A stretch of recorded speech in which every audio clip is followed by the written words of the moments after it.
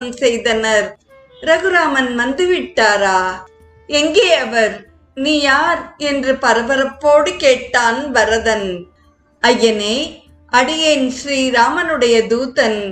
கிஷ்கிந்தை மன்னன் சுக்ரீவனுடைய அன்பிற்கு பாத்திரமானவர்களில் நானும் ஒருவன். வாயுபுத்திரனான என்னை ஆஞ்சநேயன் என்று அழைப்பர். ராவண சம்ஹாரம் முடிந்து அன்னை ஜானகியுடனும் சுக்ரீவன், விபீஷணன் மற்றும் அநேகருடனும் அயோத்தி திரும்பி வந்த அண்ணல் இப்போது பரத்வாஜ முனிவருடைய ஆசிரமத்தில் தங்கியிருக்கிறார். நாளை காலையில் அவர் இங்கு வந்து சேர்வார்.